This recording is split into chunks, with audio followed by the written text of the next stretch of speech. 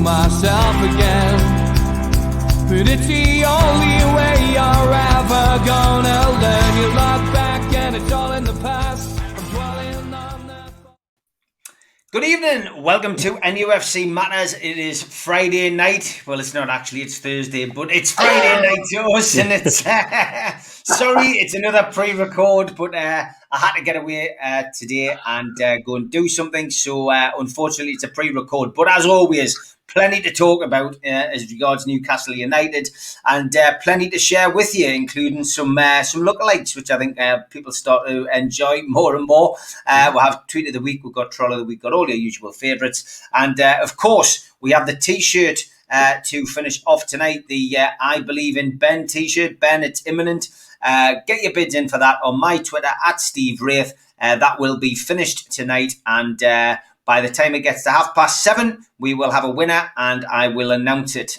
So please get bidding on that. We will also have the Q-Tech competition a little bit later. I'll give you a final clue and then you give us the answer in the live chat. And John from Q-Tech will pick the winner. And just in case I forget, don't forget that the match day bucket is still ongoing. Come on, England, NUFC fans, foodbank.co.uk, England into the quarterfinals. And of course, that match day bucket is still raising much needed funds for the West End Food Bank. So please give generously. So let's start with that, Keith. Is it coming home, mate? What a week. I mean, he's still getting criticised, Southgate, but we beat the Germans. That was brilliant. I mean, I had a great night. The first match was special because I went with Mickey Edmondson across to the Hardwick with 1,200 people. But the last game, I went to the pub and I was surprised when the game kicked off. I thought it was going so sideways and backwards at the start. By half time, I wasn't feeling confident. But I kept saying, we'll never have a better chance. They were there for the taking. I was begging Kane to score because I thought he was getting a lot of stick. Stones had a lot of stick, and I just loved it. I mean, if you can't enjoy beating Germany in any competition, like what can you get up for? So when you look at it and you look at the route through the quarterfinals, it's like we said to Steve Hasty, I was ignoring them, and you're back to Wembley for the semis and the final. I mean, this must be a massive opportunity because Italy's proven they're beatable. My team, Holland, went out. That was for my mate that lives in Utrecht. But all along, there's only one team all the forwards wanted to win, which is England. And I thought, towards the end, I just, if that goal had got in from Muller, if he'd scored that goal, it was, like when you look at the chance he had. I mean, he tried to pass it into the net, and he missed a pass into the bottom corner, and that could have changed things. But I don't know. I think we're even better than that. I don't think that was England at its best. And I think if England compete more and move the ball forward more in the early stages than back, what's to say we can't win it? I know it'll be a great summer if we get that in the takeover. But I did tweet the other day, just to say, dare we dream? Because I know I'd rather have. If I could only have one, I'd have the takeover. But for starters, for 10, I'll have England win the Euros. I've never won them before. So, Steve, we won the group. We've won the group. We haven't conceded a goal in the competition yet. We've beat the Germans, and still people are criticising Gareth Southgate, his tactics, the players, his selection, whatever. Is this just a disease amongst football fans? Yeah, of course it is. You know what? We're playing ourselves into the competition. That's what we've done. We've heard that phrase used many, many times about the Germans, about the French, about the Dutch. They play themselves into the tournament. They start off slow, they build up. They don't lose, but they don't exactly set the world on fire. And then when it comes to the crunch, when it comes to the knockout stages, then all of a sudden they step up a gear or they step up two. At the moment, we've stepped up maybe half a gear, but that's all we had to do against the Germans because the Germans were not very good either.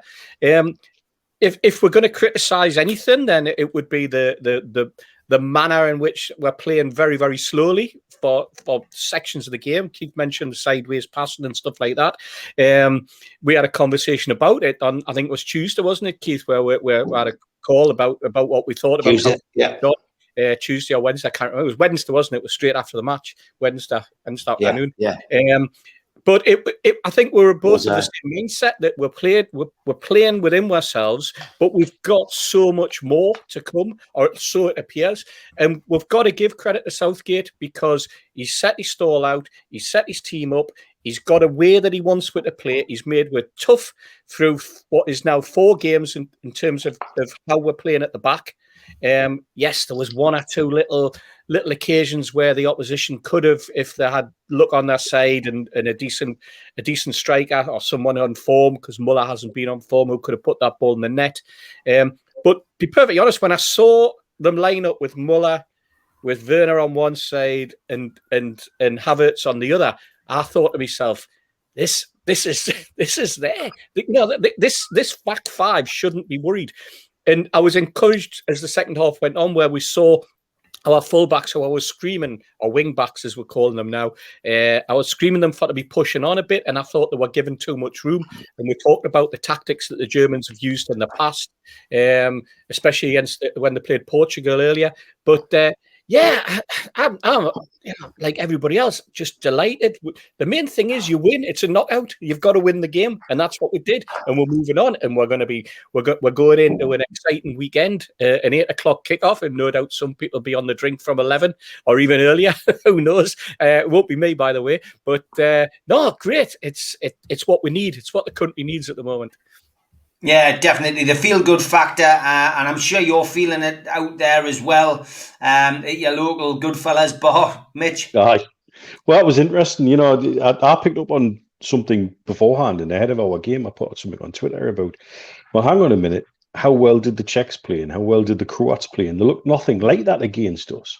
Yeah. And they really didn't. And I think because it takes 2 teams to play a game of football, and sometimes one team will just neutralise what's in front of them. We haven't conceded a goal. Steve's right. We only had to step up a gear. There's more in the tank. There's absolutely more in that tank. There's no doubt about that. And the way the knockouts worked out now, that route to the final is the best chance that England probably will get in a long, long time at either Euros or at World Cup to at least progress to the final. Yeah. Before we start getting carried away about winning it, just to progress to the final would be a major achievement. Because I don't think we've ever done that in the Euros. Shearer said that. Shearer said it's the best chance ever. And you look at the pathway, you look at the other, we've got the Ukrainians coming up, and then the winner of the other game, we've already seen the Czechs often look comfortable doing it. So you start to genuinely think, okay, there's possibilities here. I mean, the thing you put up with over here, it's quite strange because, I mean, is the British in general are looked at favourably in the UAE going back to times of the Trucial States and all that. But there are certain other nationalities out here who either have issues with us colonising them in the past or with ties to France and they will go anti-English. So like we had in the last World Cup in Goodfellas, because it is an Indian hotel and it's generally an Indian bar, little groups of people who suddenly are popping up wearing Germany shirts, and you're thinking, well, and it's anybody but England, you know.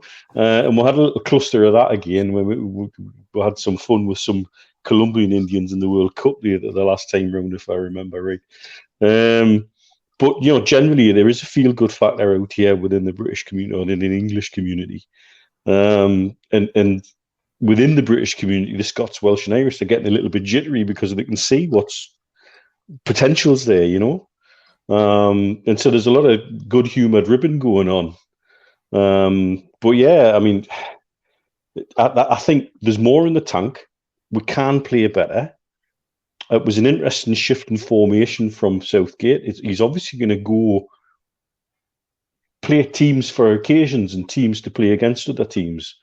And that might explain the way he wanted to pick the squad with degrees of flexibility in there. To choose multiple formations, using multiple players, sometimes in different positions. And so, you know, my Southgate stock's gone up for me after that, because you couldn't really fault it. And when that chance from Muller went wide, that was really the best chance of the game. And once that was done, they looked done. They looked flat. They looked like, oh, we're going to get back into this. And by the time they'd sort of shook themselves out of that, we'd gone 2-0 up, and that was game over. And fair play to Sterling for putting in another goal. Everybody seems to be clamouring for him to be out the team. But you can't drop him. You just can't. Simple as that. No matter what formation you're going to play, you've got to find a place for him in the team because he's in form. So yeah, it's feel good. Saturday should be fun. Even better having a German boss. Some interesting text messages going back and forth over the last few days. You're fired. I tell you what, it's a good job he didn't message us today, because he could have got both barrels, because I'm in a right one today. But that's another matter. Brilliant. Okay. I'm going to read you just part of a tweet, Keith, from Luke Edwards, a journalist, Luke Edwards, and I discussed this on last night's show with Supermac and Gibbo, and I just think it's an interesting one for us to discuss. Ashley is not for the first time using the takeover as an excuse to do absolutely nothing. And you know what? He's getting away with it. He's been getting away with all things he's usually attacked for, because he is, in inverted commas, fighting for the takeover. Obviously, he feels that we're getting played by Ashley. What do you think? What do I think myself? Yeah. I think if we're getting played, he spent a lot of millions in playing us. That's my first opinion.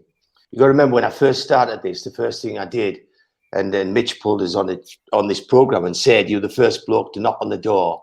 I think Mitch's words were, instead of saying, "We want you out," I think Mitch said, "Can I help you out? Can I keep the door open for you to get you out the place?" So the first thing I did was to approach the buying side to see if there was appetite there to buy, because without the buyers, we've got nothing. And then if there's someone not willing to sell it, then we haven't got a deal. And before satisfying both of them, I then made my way to the competition people, and we started to spend money. So Luke Edwards is a reporter. I've always had my doubts as to his motivations and his desire to not put Newcastle fans first and not put their thoughts first. But on this comment, he could be playing to popular opinion, because there is a big anti-Ashley feeling around the club, around Newcastle United.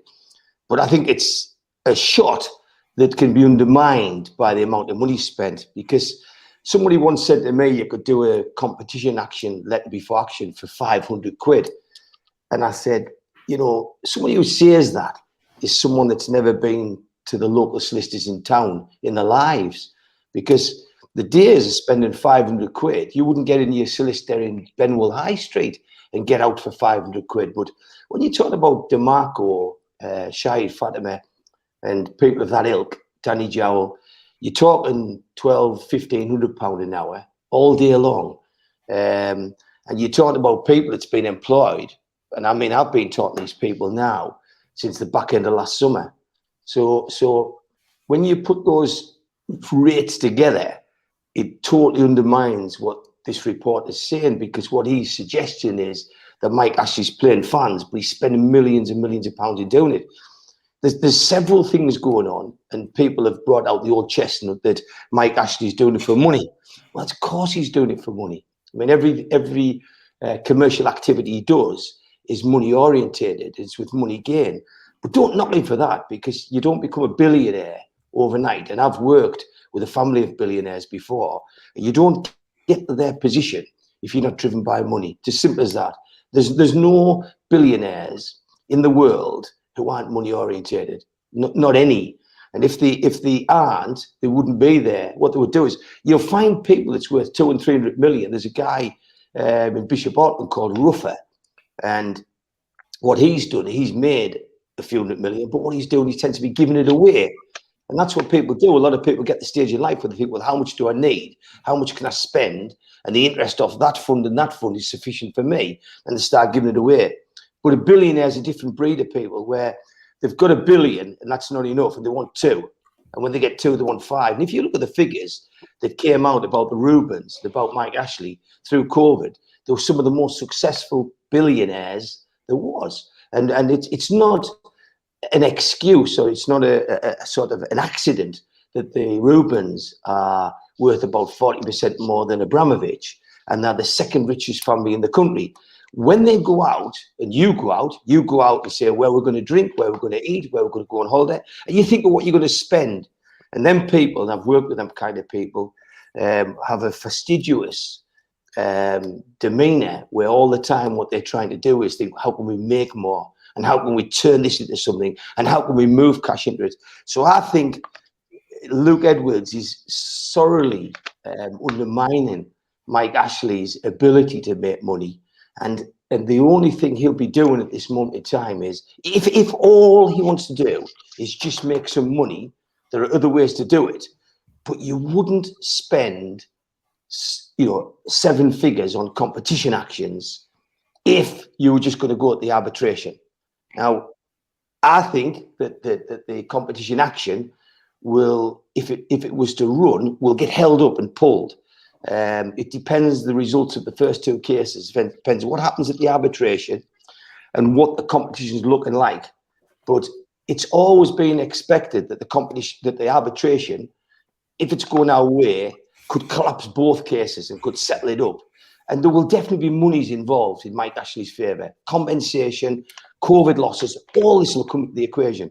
But you've got to stop for 5 minutes and just look at the legals. The legals are so great, they're so big, that he isn't winding fans up as priority number 1, 2, or 3.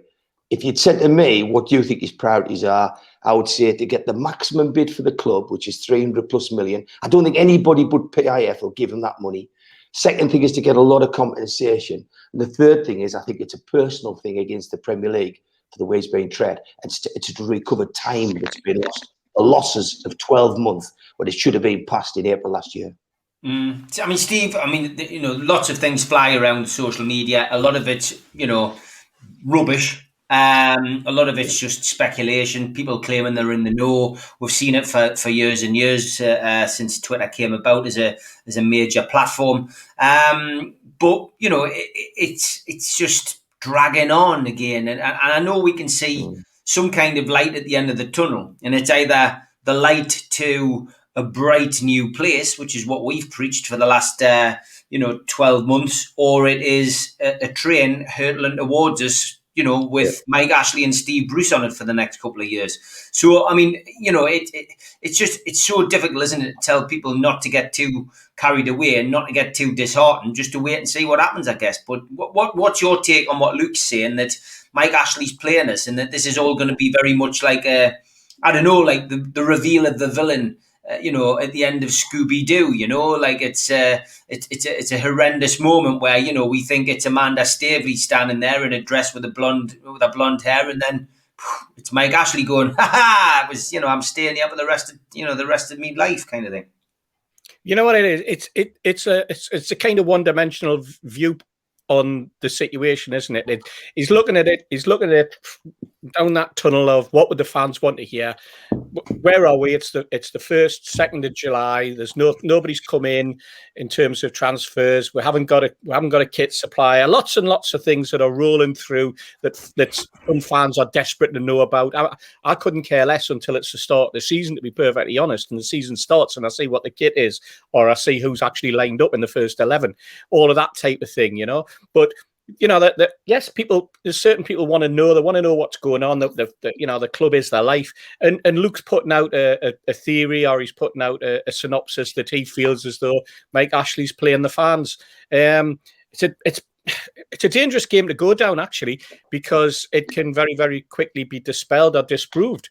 And if the takeover happens or doesn't happen, either way, the consequences are going to disprove it anyway.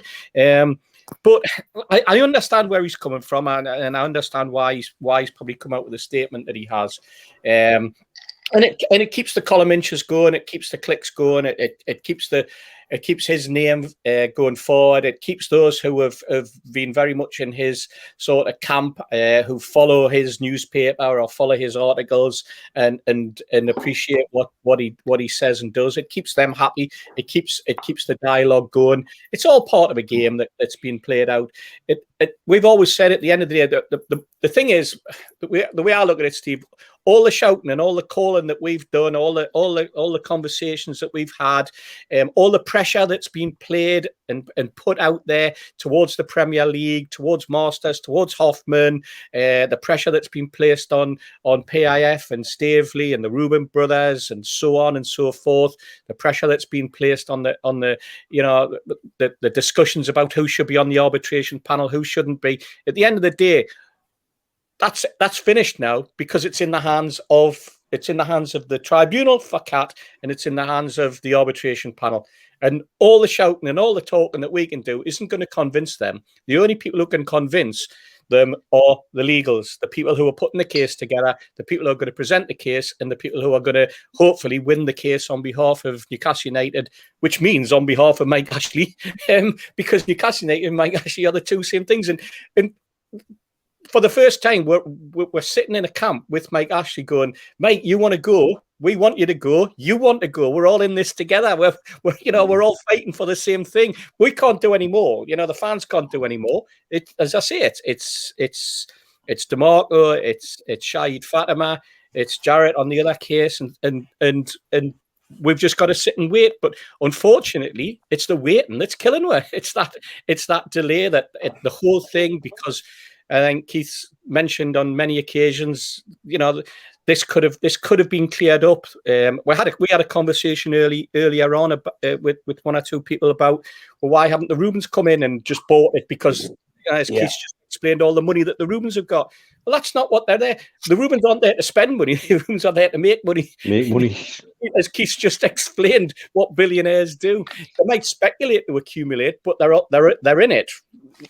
Their business plan will be for 3, 5, 7, 9 years, but it's to make money, and it's to make money not necessarily out of Newcastle United, but on the back of Newcastle United. That's the way I look at it, because it's the kudos and it's what it brings, and what it, being linked to Newcastle United. We saw with Sir John Hall, and we saw with many other people who got involved with the takeover of Newcastle United back in the early 90s and late 80s, what it meant to their company, what it meant to the guys down the big market, what it meant to his pubs, everything, it's the kudos as much as anything that people get off on. So I just look at it and think, God, just let's get this over with, get the court case done, get it settled. Hopefully it gets settled the way that we all want it to be settled, and then the football can move on. And if there's one thing that probably is upsetting fans more than anything, it's the lack of anything happening in the transfer market. And other than Man United, there's nobody buying anybody anyway. So let's concentrate on the Euros, get the Euros out the way, hope that the court case is flying through, and we'll see where we are in the middle of July. Yeah, look, the Euros is going to affect it.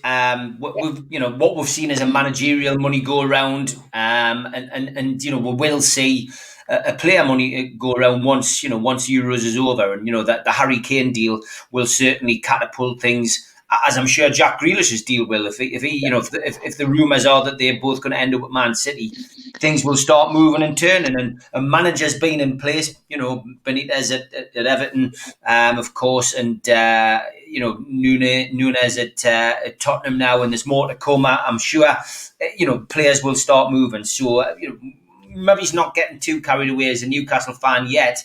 We might not miss the boat. It just depends on how long things take. And as I say, takeover goes through. Hopefully we don't miss the boat on some big players. Takeover doesn't go through. Let's hope we get some players in. It's as simple as that. Mitch, just really rounding off on the Luke Edwards story. I think there's probably three things worth mentioning at this point. But one, where he claims about using the takeover again, like he always does. Right. Well, we've got figures, fact, that say he's put no money into the club over a 10-year period, and we've had 7 million capex.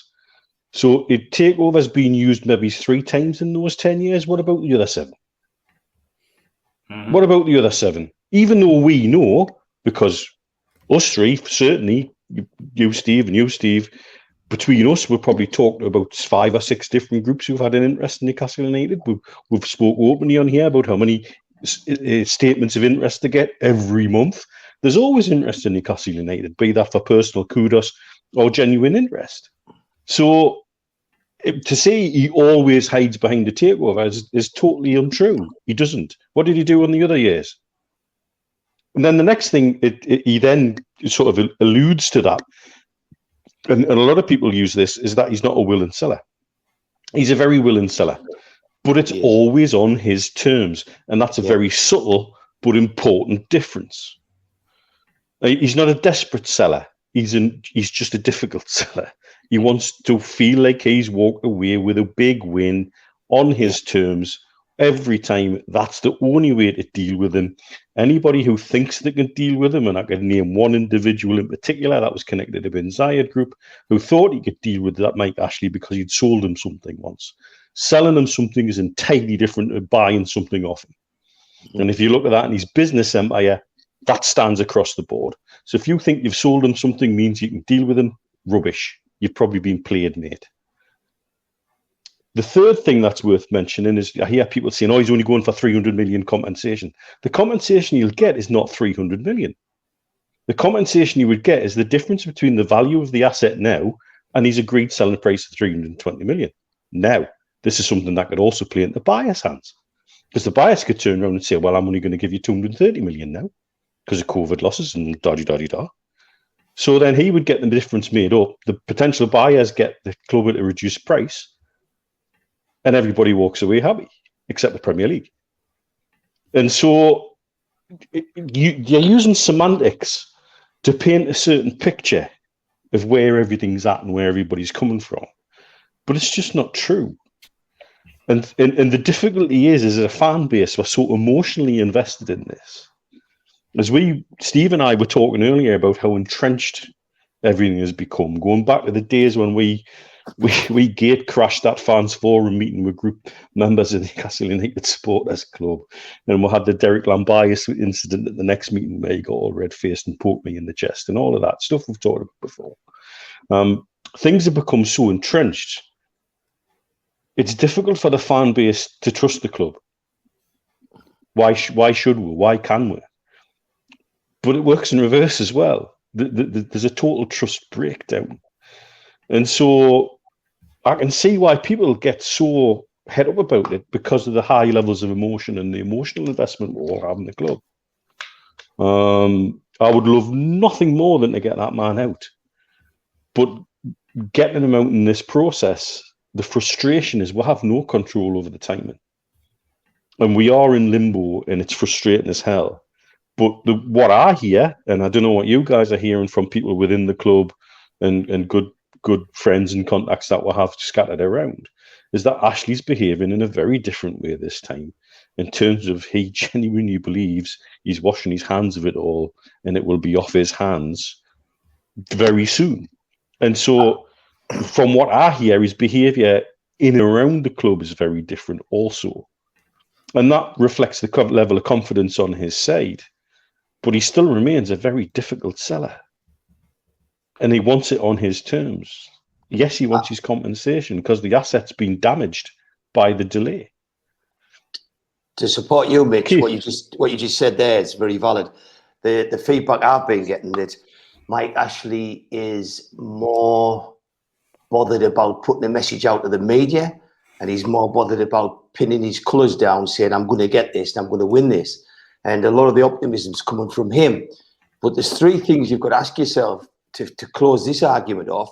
If it was true, what Luke's saying, then when you lost 10,000 fans, not so long ago, and you gave them tickets away, then you put COVID on the back of that, where fans have lost the habit of going to the football game, and obviously the wives have found, I'm being chauvinistic there, but wives say, well, we'll spend money on the garden, we'll have some people's got caravans, for example, and that's going to take some people away from going to the football match every week.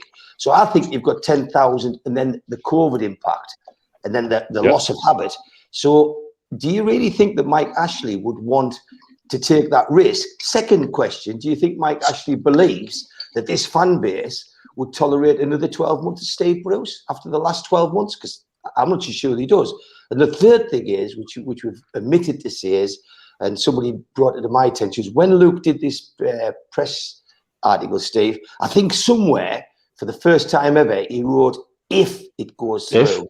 And he's never done that before. Usually he says it won't go through, it's never going through, because that's been the Luke Edwards stance on it. He's always been the one that guy wants to say, I told you so. And what he wrote on that tweet was, if it goes through, which was a massive movement by him. So for me, I don't think Ashley is naive enough to think that the fans are going to buy another year with Steve Bruce. But more so, I think half the fan base is starting to say they've had enough in numbers with the fee. I believe he's stubborn and he's hard-headed, but I don't believe he's stupid. Neither do I. And I think he is. I think he's... I mean, Steve Wraith, you confirmed this, we spoke about it a few days ago, is that he's very bullish. And when he decided to announce that he was taking them on the competition action, he was very upbeat and he wanted to do that press himself. Normally, he's never wanted to do that. And at one stage, you can talk to Liam and Liam will tell you later, we were going to put that out. That was coming to, me and Liam were going to put that story out and it all written. But at the end, Mike Ashley wanted to do it. And that's where he mentioned the dark, what did he say? The dark forces. Dark forces. And that wasn't a typical Mike Ashley statement. So I've got to say to you, I'm supporting, Steve Wraith will confirm what I said there, that he is going round being more bullish and more determined to take the Premier League on and get his day and beat them. But what Mitch has said, I support fully, is that the guy isn't stupid and he is acting differently at the moment. And he's not acting like a guy who is taking the pay out the fans to stay on for another 12 months. He's acting like a guy, as Mitch says, who's saying, I'm out of here. Yeah, I would agree. I think you're right. And I think that's why, in a lot of ways, I've been very confident, I mean, look, Luke was always going to have an opinion. He's a journalist. He has his contacts. And that, that it's not having a dig at him. It's quite a controversial. It is quite a controversial thing to say, and he sticks his head above the parapet on the other side. So I have invited him on the show. He did say that he would consider coming on before the start of the new season. So I will throw that invitation out to him again. I think it would be good if he came on this show. I do think it would be a Friday night would be a good one to get him on. And like Ben Jacobs, would treat him with the respect that that his craft deserves, because it's not easy being a journalist. But like everybody who comes on this show, it would be nice to I wouldn't say we'll hold him to account. He can hold us to account as well. He can say, why the hell have they been so positive for the last 12 months and we're still no further forward? And I'm sure, we'll answer the questions. But it'd be nice to get him on. Luke, the offer's there. Please consider it. I have offered you by text. I know you said you would try and get on before the start of the season. So it'd be nice to get you on. Let's see whether we can make that happen. Rafa Benitez, Keith, I'll come back to you on that, Keith. Rafa Benitez, I mean, we've got to put this to bed, and we'll put it to bed with Malcolm and Gibbo last night. My view, is 100% that he just didn't and couldn't wait any longer. No. The guy wants to be a football manager. He wants to be back on the training ground. He wants to be working in the UK. And of course, like everybody in that profession, he wants to be well paid. So it wasn't rocket science. And my understanding after speaking to his agent, when I heard that it was more than likely that he would take the job, was that, I can't really wait any longer. And he had a valid point, because this time last year, when the China job had gone for a Burton, COVID was hitting home, and we were all going to be staying at home for 12 months. He was told then that the takeover wasn't far away, and like we all were, like we all believed at one stage. But I think that was probably Rafa's argument, in the sense that when the Everton job came along, and he was probably told, well, the takeover could only be 5 or 6 weeks away, he will have just turned round and gone, well, that's what you told us 12 months ago, and we're still sitting in the same boat. So my feeling is that he's just took a job because he's desperate for a job, Keith, and it's a gamble. like everything. And he could be right. Takeover could collapse. He could have missed out on the Everton job, and he could be sitting at home scratching his head, thinking, "I wish I'd took that bloody Everton job." So it's football. It's the way it goes. We have to really now park Rafa Benitez in the history books alongside Sir Bobby, Kevin Keegan, Joe Harvey, all those managers who we had a bit of love for. On the 5th of August, I wrote to Richard Masters and told him that he should take competition serious. And if he didn't, there's a chance the fans would come back at him and have a pop. I didn't think it would be me. And if someone had said to me in writing that letter that you'd be sat the July following and you would still be sitting waiting for something to happen, I'm not too sure I would have done it, because, you know, a year in anybody's life's a long time. I'm just an ordinary bloke on the streets, but when you say you're Rafa Benitez, you're probably in the top 10 managers in the world, without any doubt. And some people would say top 5. And you've got reputation at stake. You've just had a stint in China. It hasn't gone exactly as you wanted it to go. Things have changed. Your skill set is obviously in European football.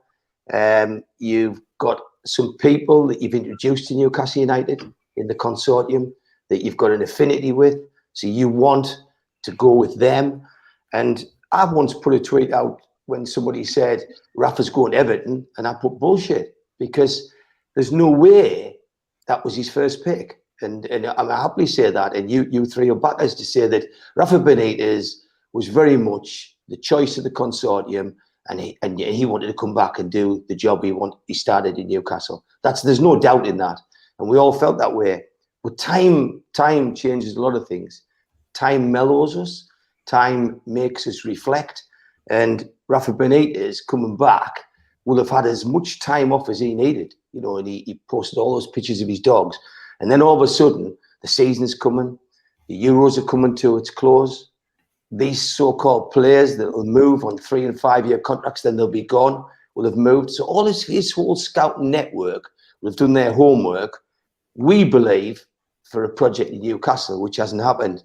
And he'll have spoken to the buyers, and it's not their club to sell. So when he speaks to his contacts in the consortium, they will rightly turn around and say, Rafa, we want you, but we still haven't got the club. And if he says when, they'll say, I don't know, and they can't say anything else. If you spoke to the club through the last few months, they don't know either. That's why when fans are posting out saying it's happening on the 2nd of February or it's happening on the 14th of June, it is guesswork. And if the club don't know and Amanda Murdad can't give Rafa a date, you can see the frustration. Rafa Benitez is a human being, and he turns around and thinks, well, this is right on my doorstep. I'll get home on a night. You know, it's a completely different scenario. It's back to the Liverpool kind of scenario. And yes, it's got risk in it. But such is that man's inner belief and his self-confidence, he'll believe he's the man that can work in the city of work in the area of Merseyside, the city of Liverpool, and he'll think he's capable of winning both sets of fans over and winning silverware at both clubs. He's not a fool. He's one of the best around. So he will believe that he can do that project. There's other things at play. If the takeover comes at the level of PIF, there's nothing to say that they wouldn't put a bid in and take him out of there. But for me, I wanted Rafa. I thought it was unfinished business. I thought we owed him that deal. And I thought he was the best man to build the training ground and the project up and bring the right kind of people and players and backroom staff to Newcastle. However, he's gone now. And as Steve just said, I think we've got to look at Nagelsmann. I think we've got to look at Allegro. I think we've got to look at Zidane, Conte, and people of that ilk, Pochettino. And I think we've got to sit there and say, you know, that's in the past, you know, and you never say never, but I think he's gone now. And I think you're making the decision. He shocked us. And I got criticised for saying he wasn't going. Then I was given information from impeccable sources that said he's definitely speaking to Everton. And I got slaughtered because he wasn't going to Everton.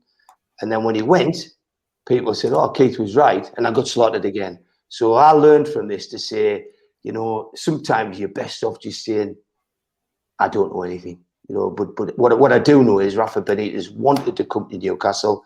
The consortium had him as first choice. It didn't happen. I'm sorry for that.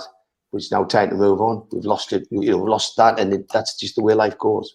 Steve Rafa loves a challenge, doesn't he? I mean, he comes to Newcastle, works for one of the worst, the worst owners in our lifetime as Newcastle fans. And, he wasn't exactly having a plain sailing escapade at Liverpool, was he, with the owner? So we're at a situation now where he's off to Everton and the fans don't want him.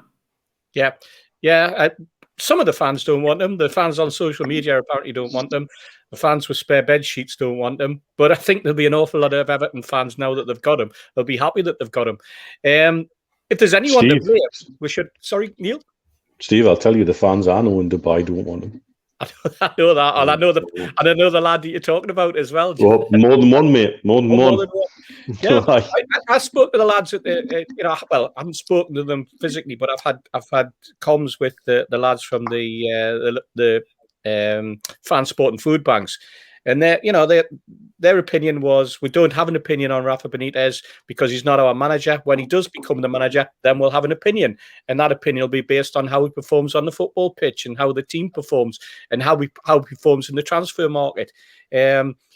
What I was going to say was that if there's anyone to blame, then we've got to blame Zidane, because until 4 weeks ago, there was no job at Everton because Ancelotti was embedded with Everton and he had a job to do. Zidane suddenly decides he doesn't want to be at Madrid. Madrid were quick off the mark and jumped in and got Ancelotti. And then that was it. All bets were off. They started the merry-go-round, if you like, on the football scene. Obviously, the whole Tottenham situation, that's we suddenly saw Wolves no longer wanting Núñez, and we obviously Mourinho had gone in before the cup final even, and there was going to be a merry-go-round we knew was going to happen, but I don't think any of us 4 weeks ago anticipated that merry-go-round would have involved Ancelotti and Rafa Benitez. If it was only one of those two, and it was Rafa Benitez and tied into the takeover. But as Keith says, situations changed, circumstances change. Rafa's been sitting since January back over in Liverpool with his house, walking his dogs and with his family, and then an opportunity comes up on the doorstep. And I know that he lived up here for years, and his family have stayed in Liverpool since the day he was started in Liverpool. Even when he went to Napoli, even when he went to Madrid, even when he was at Chelsea, even when he was at Newcastle, the family was still embedded there.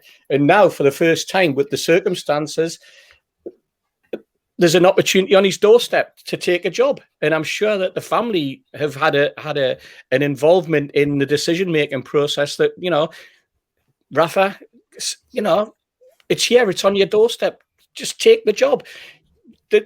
They'll also be concerned, bearing in mind his age, bearing in mind his wife, COVID, travelling, not wanting. He's been in China where COVID started. You can imagine the wife being concerned and worried about all of that type of thing. All of these would have come up in conversation, just as they would if it was you or I, Steve, or Neil or Keith, if a job suddenly appeared and it was going to be in a foreign country, and how the conversation you would have with your family on whether you should go or whether you should stay.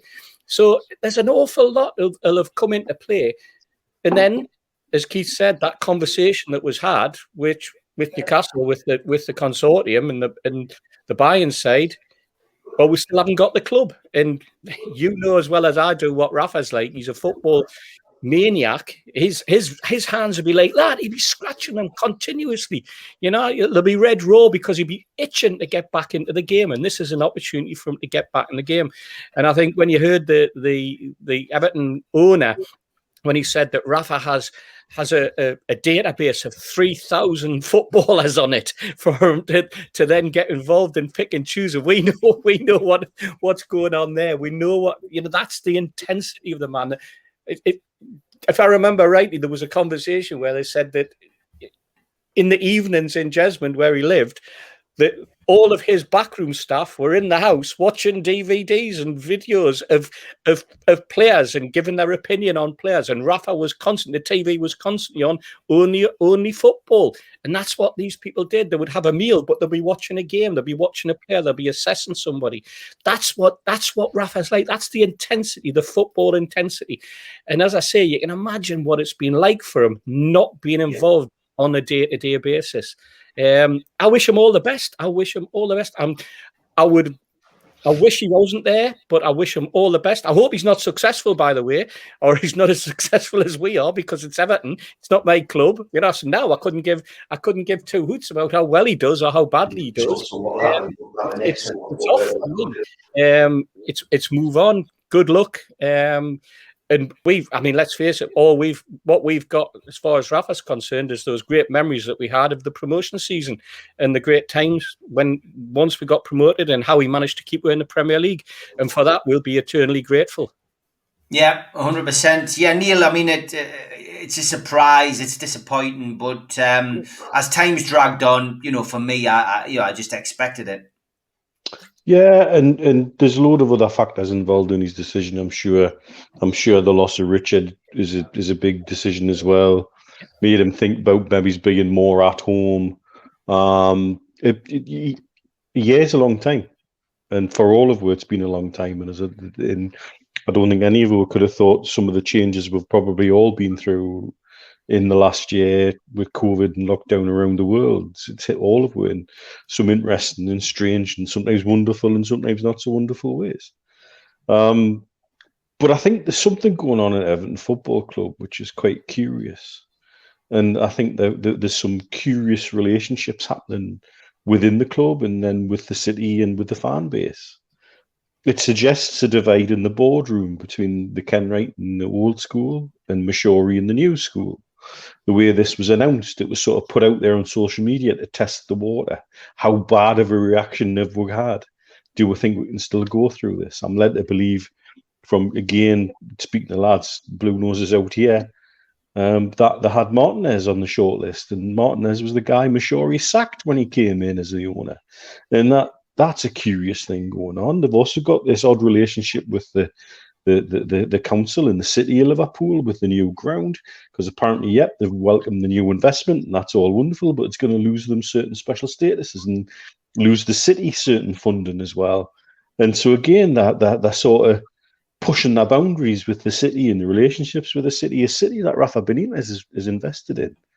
A lot of the things that him and his wife have done with foundations and charity in that city has helped fans of both sets, both red and blue. As well, Steve, working with the lads at the food bank down there. Yep. And so there's a lot of quite complex and sort of edgy relationships going on within that football club that suggests to me civil war. And that Rafa's been brought in with that. And he'll not give a monkeys about the reaction. He didn't at Chelsea and he won't there. You're right as well.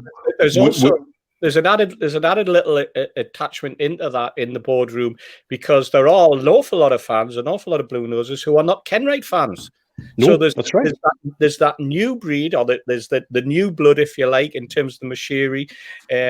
But there is a section that have never ever taken to Kenwright, or blame Kenwright for an awful lot of the problems that Everton have had over the years. A lot of them don't forgive him for the fact that they were going to move the club way out into Kirby, I think it was, somewhere like that. Now they've got the new ground and they're on the riverside again.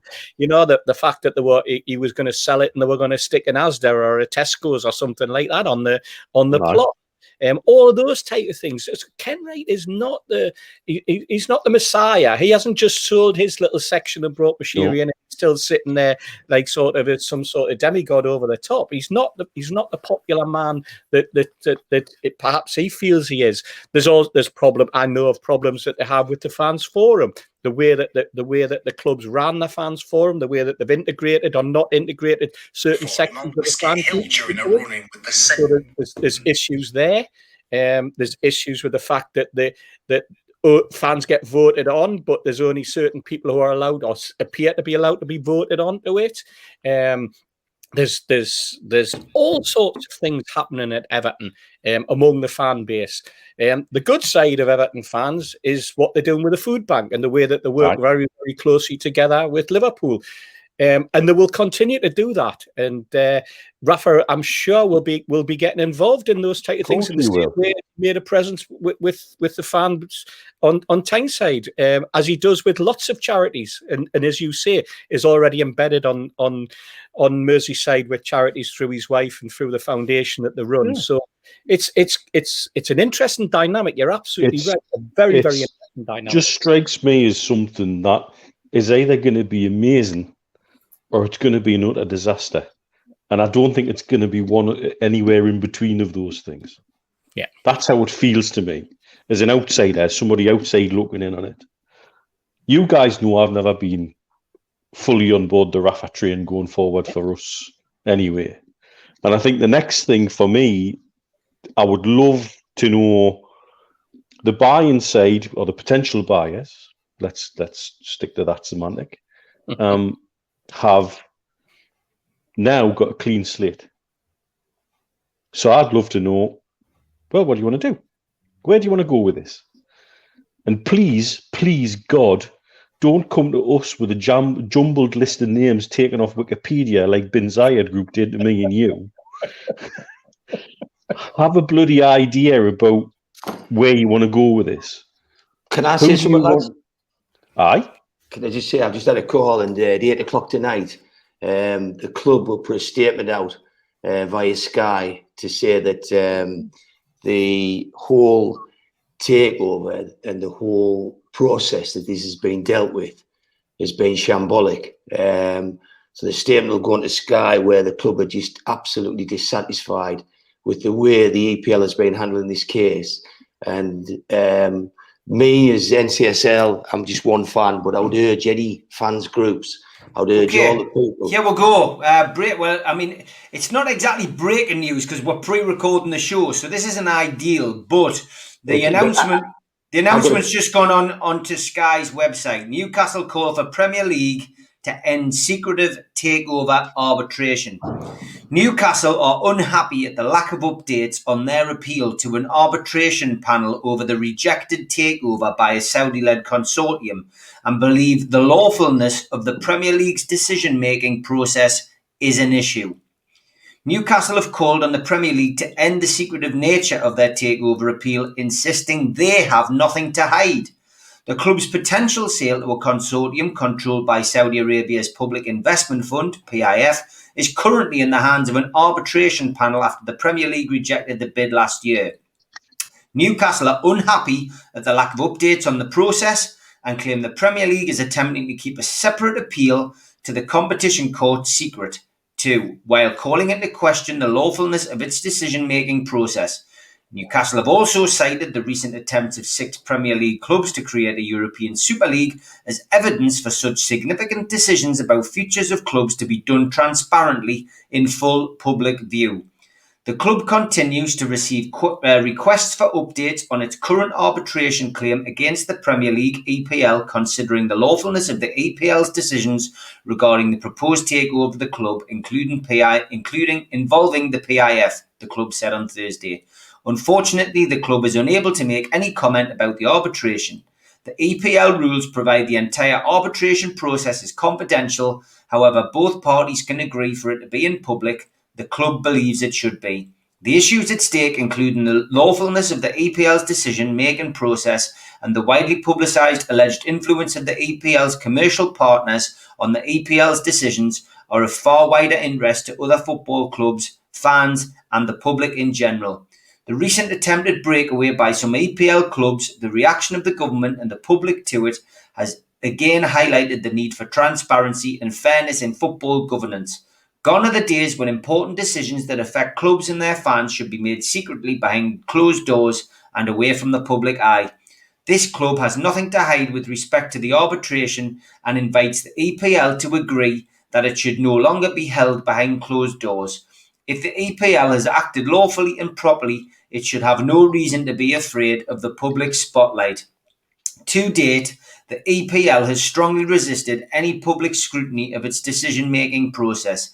It tried and failed to prevent the High Court judgment about elements of the arbitration being published last February. It is currently attempting to prevent the Competition Court considering a claim by the club sellers from taking place in public, arguing that two should be held in confidential arbitration. So, the club has invited the EPL to agree that as the claim raises such important issues of sport governance, transparency and openness that it should be held in public. The club is prepared for every stage of the process to be in public. The public should be able to see the parties' evidence and arguments as well as the full decision of the tribunal when it is made. The government quite rightly threatened to intervene in reaction to the proposed breakaway from the EPL earlier this year, and the reaction of football fans and the wider public was instrumental in stopping the emergence of the ESL.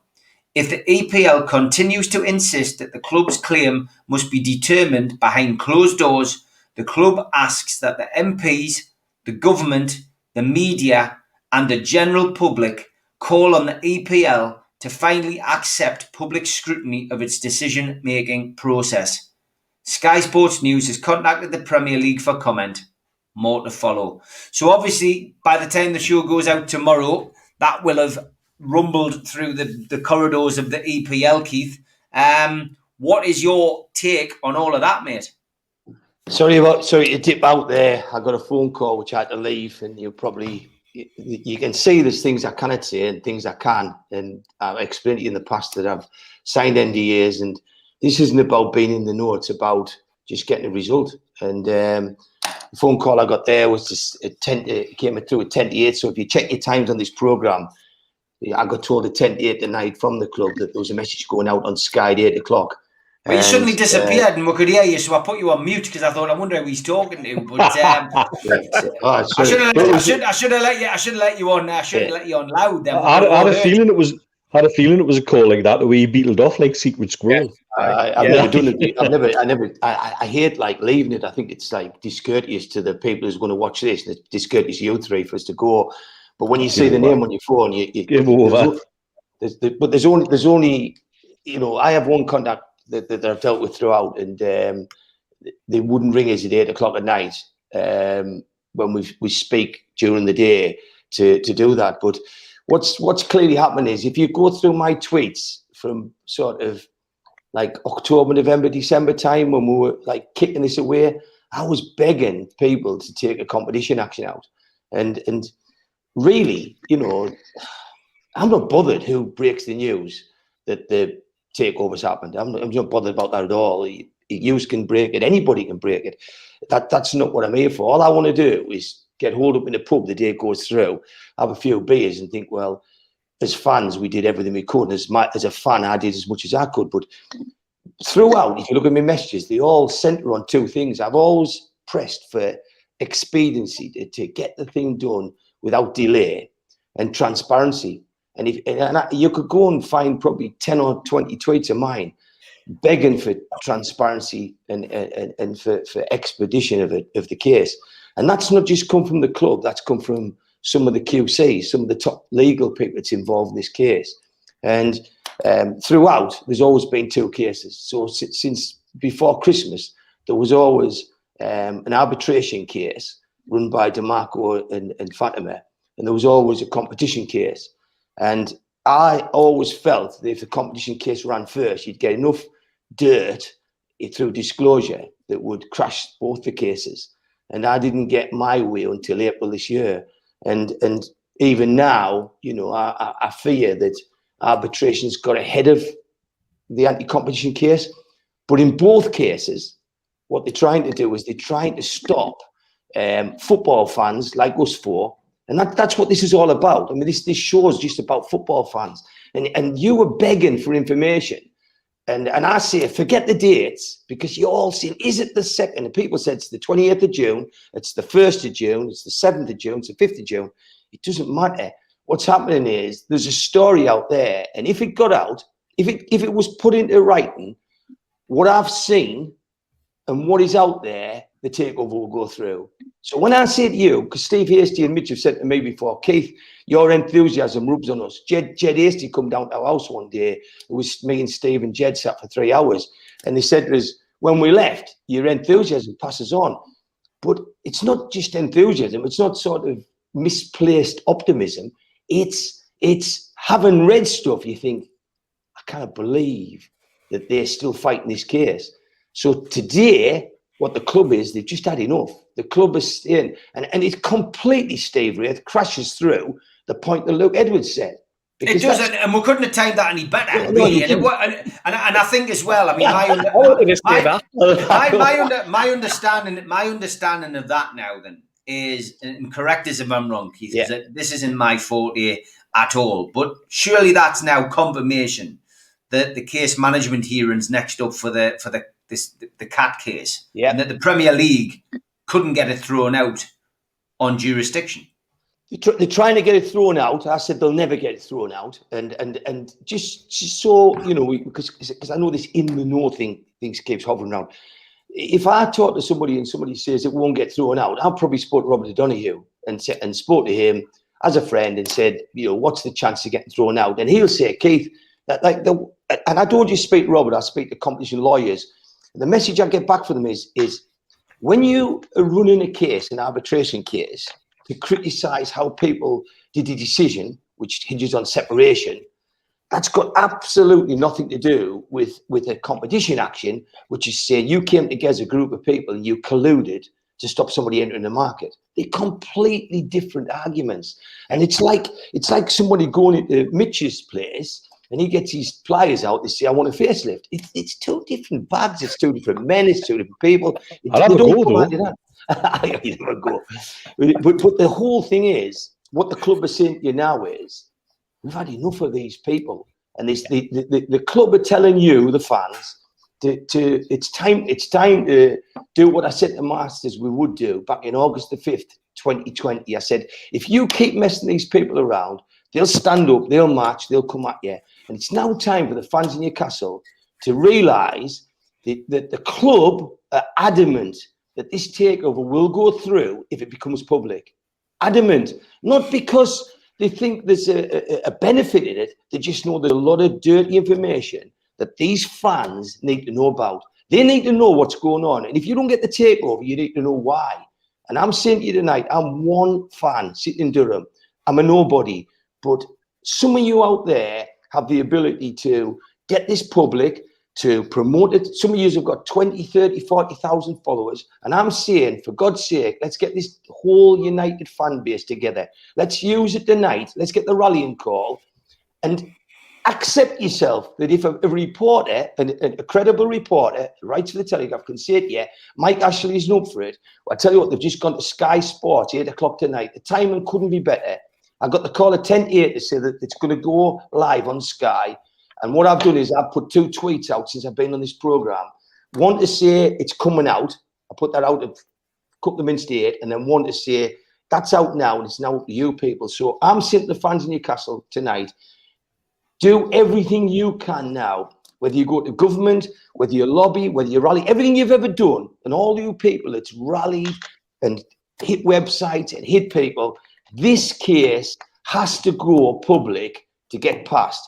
If it gets public, it gets passed. There's no ifs or buts. If this goes public, you will get your takeover. If the Premier League stop it going public, you might not. That's all I'm going to say. Steve, I mean, it's groundbreaking story. I mean, this is the kind of story that hits on a Tuesday when Liam Kennedy's on. So for us, although it being a pre-record, we've actually timed it better than we could have. Because if we'd done this on Friday, this would have been yesterday's news. So actually, this has worked out better. They'd have been saying to Keith, bullshit, you didn't get a bloody phone call. You so go on. Phone call, what do you reckon of that, Steve? I mean, it's a lot to take in. This is the frustration that we've had as fans from the silence that has come from the. Well, how long have we waited? We've waited since it was. I think was it. Correct me if I'm wrong. Was it sometime in June that we expected to have a date?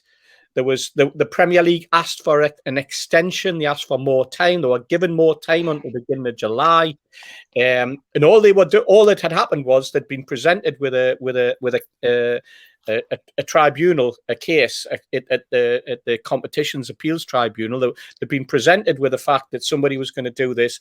They were asked for their opinion. They asked for a couple of weeks because they weren't prepared. They didn't get the exact time they wanted. And then since then, there's been total silence, which tells you that what they've done is they've come back with nothing that they can present the appeals tribunal panel with, which is we're going to fight this. We want 3 weeks, 3 months, 3 years to set our case up or anything like that. What they've gone is they've gone in and they've gone, you know what? We want to fight this, but we don't want to talk about it. We don't want to be public. They're more worried about it being in public than they are about what the outcome will be. So they're hiding behind that confidentiality. They're hiding behind the silence. They're hiding behind the fact that they want everything to be done behind closed doors. And because they know that that's the only thing that they've got. Because they also, their people know that this is something that is supposed to happen in public. So they've set their stall out and gone, we don't want this in public. We want to keep all of this behind closed doors. And what Ashley's done is tonight, he's turned around and goes, you know what? I've heard all of this. They've had a fortnight. They've then we've heard nothing. Obviously, his people have heard something. They've heard all the argument. They've heard what the Premier League are saying. They've had to have, but Ashley's gone ballistic and gone, stuff it. It's not just parking tanks on the lawn. I've got an entire battalion here. I'm sticking everything on your lawn now. I've got everything pointed at you. Every single ballistic missile that I have got in my armory is now pointing at you guys. And all those ballistic missiles are, you've got to open up. This has got to be in public. This is it. And that's what he's done. And he's because he's sick. And that, like you say, that kind of that fits in with the whole narrative that we've had, which he's not just a willing seller now. He's a desperate seller. He wants out. He wants this done. He wants this done because he wants it to happen so that he can hand over the football club, and then the football club can move on with new owners and hopefully at a time when they can actually do something in the transfer market, do something with a manager, do something with backroom staff, do something with and get their plans and get it started, because they'll want to be wanting to go full in at the start of a football season, because they won't want to have to wait till January. So Ashley's handing that to them and going, I'm doing everything I can, every single thing I can. That's what this is all about. Even Nick DeMarco has tweeted tonight. And normally it's something about bread, but he's put Newcastle call for Premier League to end secretive nature of takeover arbitration, and he's just tweeted the Sky News article, and that is very interesting, because that's showing exactly where we're at here. This is a tanks on the lawn moment, but it's, as you say, Steve, it's a battalion. Yeah, what it also is, it's also a frustration on all sides, because it's happened the day after Rafa's taken a job, and they've gone, you know what, that's something else we've lost. You know, not only have you done that, but you've jeopardised everything. So the pressure may well have been coming from other sides as well. So everything falls into line that on both buyers and sellers' side, they're absolutely sick to death with the way that they've been treated by the Premier League. Tell you what it makes me wonder, though. There's something else happened today to pump Mike Ashley full of testosterone. Because that's the behaviour of somebody who believes he has his opponent over a barrel. If somebody's just messaged us, actually, where was it today, Mitch, by the way, or yesterday, if we're talking about today being Friday? Oh, God, where was he today? Where was he on Thursday? Was he in Newcastle by any chance? Oh, he was, wasn't he? He was, yeah. But no, I genuinely think as something happened today, that's got him like the Gimp in Pulp Fiction, getting ready to go for it because somebody's bent over a barrel and tied up. Because frankly, that's the bullish behaviour of somebody who knows. I've got something here. Just to add to what you were saying there, you're all bang on the money. All the way through when they've spoken to me, they've always stressed to me that if this came out in public, it would be over and done with. If you remember, I always remember talking to some lads from NUFC, from the trust, and they said that when Masters went to speak to them, he actually opened the meeting by saying that he would be happy to deal with this in public. He would be happy to put the takeover. And what Masters said to the people of the trust was, if he'd been allowed to discuss the takeover publicly, it would look better on the Premier League, and you would see why that they couldn't pass the takeover at Newcastle. Now, that in itself is as disingenuous as the whole process that took place between them, and what a PR exercise that was. But what the club have always said to me is, we need to get this expedited, which was obvious because we wanted relegation was an issue. And then the close season, the transfer window, how long PIF would stay at the table. That's where expedition comes in. But the big thing that clubs always push to me is that we need to get it to be transparent. And I used to say, why? Why do you want it to be transparent? They said, because if you knew all the things that had happened round about March and April and May and June, it doesn't sit well. But what I've been involved with is since August, September, October, November, December, and what I've seen is written physical information, which is just wrong. Just wholly wrong what's happening. And I think what Mike Ashley said to you tonight isn't, I'm going to string the fans on. I think he's saying, I'm prepared to spend even more money than I've already spent to get this takeover done. And I honestly think he's putting an olive branch out. I'm no mug, I'm no fool, and I'm not somebody that buys stories of people. And if I spend, £500 or tens of thousands of pounds, I do it with due diligence and I take care, and I've worked hard for my money, so I don't throw it away. And when somebody convinces me that they're a willing seller, willing buyer, I also want to go a stage further and find out, have you got an argument that can win a case? And I don't think they've got one argument that win a case. I think they've got 3 or 4 nailed on arguments that I've seen myself and that I've used myself. But then I've seen that there's certain things happened in the process that is totally and wholly wrong. And if they get this out, if they get into public, I think the whole thing just collapses. I honestly think the whole thing just crumbles in a mess on the floor, and I think it becomes a settlement case. And what you were saying tonight about Mike Ashley, I think you're bang on right. I think Steve Wraith mentioned it about a week ago. He said the feedback he's getting, from everybody involved in the takeover, is that Mike Ashley is very bullish in the sense that he thinks he can do this deal. He doesn't think the deal can't be done. He's adamant the deal can be done. But I think tonight Mike Ashley said, if it only becomes out there in public, if it runs, it would be highly unlikely. But if it does run, we smash it. We smash it to pieces. And I think yous have hit it tonight. You've just Mitch has said there that I think he's had enough. I don't think he's had enough. He's going to pack in. Not on your Nelly is he going to pack in. He's going to throw. Remember, billionaires don't chuck money away. They speculate, accumulate. He's going to throw more money at this. And what the club is saying to me and to you is, fight. Get this public, we get the takeover. I've never been more confident now that they're adamant that put it on the table, let people judge. Stick it out there. If you've got nothing to hide, I mean, why would the EPL not want the richest company in the world coming in to enhance football and invest and make more competition for all the teams? They only want it because they know the damage they'll do. They know the success they'll create by that richest company coming in. And that's why they come up with all this bull about countries buying it, about this prince and that. It's all baloney, and they haven't got arguments. And all they're going to do now is, I'll tell you, the EPL are just going to try and procrastinate. They're going to delay. Yes, the arbitration is listed for July for it to start running. And yes, the cap case isn't going to get thrown out. But get it on the table, we win.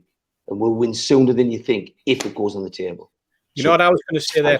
I was going to say there, Keith, you mentioned something there that is always stuck in my throat, and that was the fact that Richard Masters said at that particular get-together that he had that he would love to have made all of this public, and he wanted it out in public.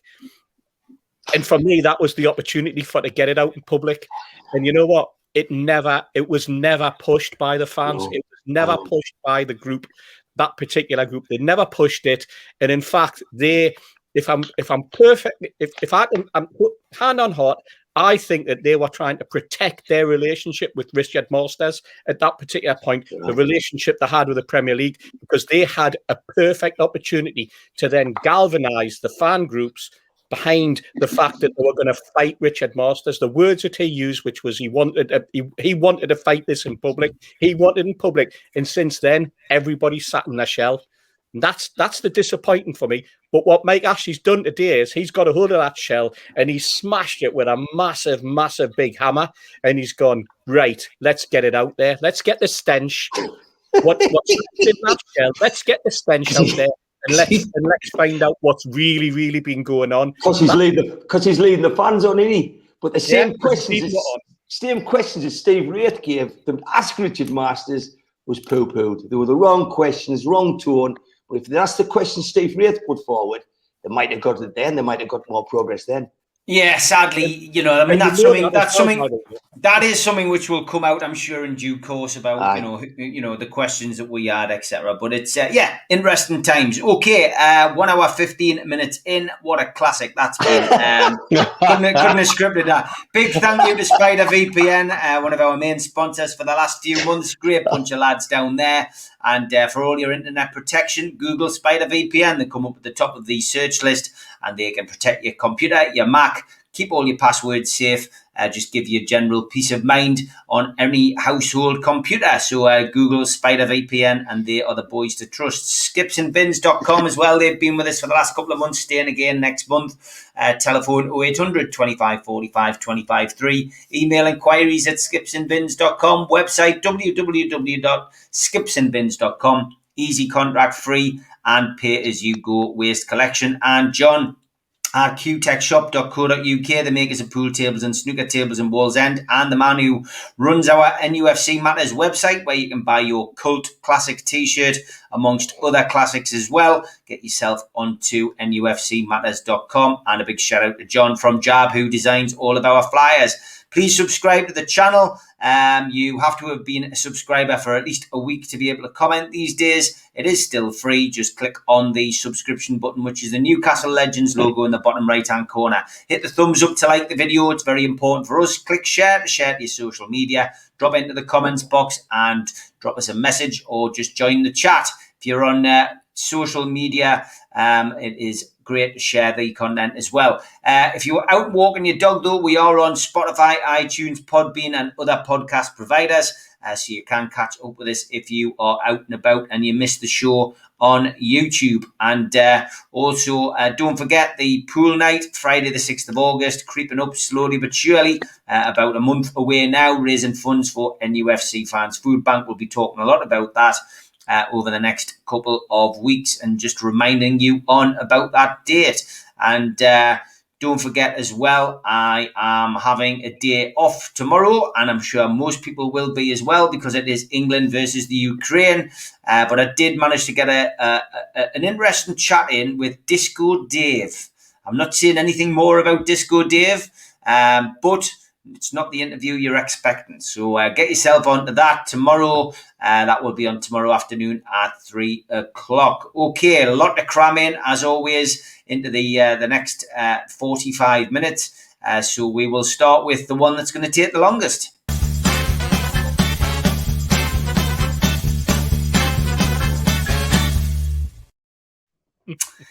Yeah, Steve's laughing already. He's just because he's probably. I'm getting some hammer. I'm hoping there's not loads more of me, but I have a feeling there might be. Well, there is a few, and I mean, some people have gone off on a bit of a tangent. Some people have sent multiple ones. Some people have had to really edit them, etc. I did like this one. This one was sent late on, and that is John Gibson and Victor Meldrew. Oh God. And Liam Kennedy and Harry Kane, which of course has been done before, but you get a good point there, Jacob, for John Gibson and Victor Meldrew. I thought that was pretty good, to be honest. This one was from Dr. Squat Pump. Lookalike of the week, who wore it better? Of course, Nicolas Cage and Jack Grealish. That's again pretty good. We got this one sent by Stu. Now Stu's on a bit of a run. He says Marouane Fellaini and Screech from Saved by the Bell. Yeah, I can see that one. This one's slightly less complimentary. Eric Gates and the Elephant Man. I'm saying nothing. He then gave us this one. I had a good Johnson and a guinea pig. Christ. Ruud van Nistelrooy and a horse. Yeah. So you can see he was sitting up all night with these. Olivia Giroud and Rylan Clark. That's a good one, That is a good one. That's a good one, yeah. Then he reverted back to type. Peter Reid. Simple but effective. And we haven't had that one recently. So well done, Stu. Edwin van der Sar and a mouse. I know where he's coming from. I can see me. I'll tell you what, I want some of his prescription. That would be fantastic. Well, he finally fell off the map with this one. Mick McCarthy and a banana. Stu, thanks for your efforts. I was impressed. Thank you for your efforts. This one was from Jennings. Now, this is a football documentary that I did about the Newcastle football hooligan firm many, many years ago, inside Newcastle's football hooligan firm. And he says, that looks like Mike Ashley on the left and Mitch on the right. So I have seen that comparison with Mike Ashley on more than one occasion. So thank you for sending that in. This one was on Instagram. This was a bit of a strange one, actually. Steve and Mitch together. Mitch is Mitch in his swimming trunks, aka the wrestler. I'm not sure who Steve is at the top there, and then Mitch and Steve together at the bottom. Presume they're just wrestlers, lads. But I know the one that he's comparing Steve. It was Ric Flair. Yeah, right. Right. Okay. Well, there we go. So that is from JP from Instagram, which is great. Thank you. Then there was this one from Billy, which is me in my latest film, and I don't know whether that's somebody from. I've got no idea who that is, but it's just somebody bald with a similar kind of beard. Could be me. It could be you, yeah. This is from 100% Mags. He went Czech international Patrick Schick and YouTuber Will NE. Right. I can see that. I can see the likeness there. Yep. I've got it in the neck there. This one's been done before. 100% Mags. Me and Gavin Peacock. Yeah. All right. Yeah. Albert, who does like to have a bit play around with technology, spotted Mrs. Hasty walking the dog earlier. And believe it or not, we do have a Bichon as well. Just to throw that in. Yeah, we do have a Bichon. All right. We have had this one on numerous occasions from Moxie Mag and that Steve Hasty on the Titanic. We have had that one, but it's always worth sticking it back up because repetition isn't too bad a thing. This one was the winner's a classic, by the way, lads. I'm building up Steve Hasty. This was went down to Windsor at the weekend and a portrait of Steve Hasty, says Tim Kent. Very similar, very similar. I got sent this one by Ifty, and this is a tune lookalike of Matt Ritchie and somebody who works at Goals Soccer in Bradford. Yes, he sent that to me as well. He sent that to me. He said he actually. I'm not too. I don't know whether I'm a bit of poetic license here, but I think he did go and ask the lad if he was Matt Ritchie. Well, that's fair enough. At least he asked him. I hope he's asked him if he can appear tonight on the show. This one was from Robbo, which is a bit unfair considering where we are now, looking into the quarterfinals. But yeah, I can see the likeness, and it's a similar smile. Gareth Southgate and Donkey, of course. This is from NUFC Iceman, of course, who runs his own show, and he says he got it sent by a troll, but he's been compared to the guy off Catchphrase, which is pretty good. Roy Walker, yeah. It does. I can see where he's coming from there, mate. See what you see. See what you see. I hope you're well, mate. This is from Michael Barlow. This is a lookalike. Pandev and Matt Hancock. I mean, you're scraping the barrel there, but I can see exactly where he's coming from there, but with the with the hair. So that was quite good.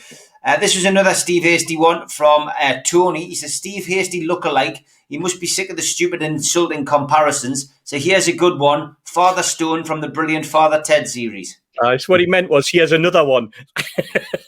That's what he meant. He has another one, yeah.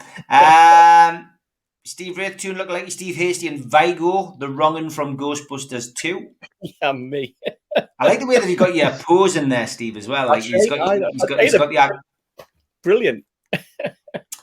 This one was Keith Patterson, the Scarecrow, and Julio Osco Mechosa. He stars in Bad Boys. All right, okay, so that was Keith Patterson. So anybody bold again, Keith? It's easy. It's an easy one to do. Then we have this one, Adam Sandler and Robbie Fowler from Robbie Banks. Yeah, I can see that. Yeah. Which is a pretty good one. Now, I'm just going to double check because sometimes some of these get lost, and I don't want to lose one. And yes, here we go. Okay, so this was second place. The female versions of the Fab Four. Oh, dear me. And to be honest, I got quite a bit of attention on this one, lads. They quite like me. They quite like me. But that's from the mags, the NUFC mags. I look like the bloody psycho out of bloody Misery. Yeah, I mean, I think you mentioned that, and I think John from QTech went on to make a T-shirt, didn't he? I think which we'll probably put up for the food bank at some point. Keith, what do you make of your female? You're probably getting a text from somebody important, but what do you make of your female equivalent there?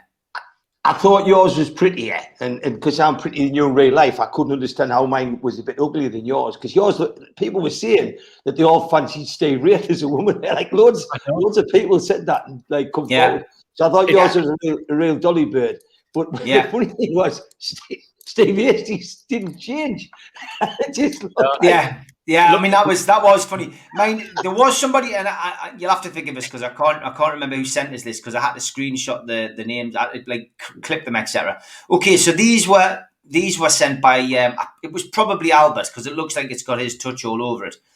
This was Keith Patterson as the Spice Girls, one of the Spice Girls. That's you as Posh Spice. You look a bit like Amy Winehouse, who's had a couple of late nights out with me.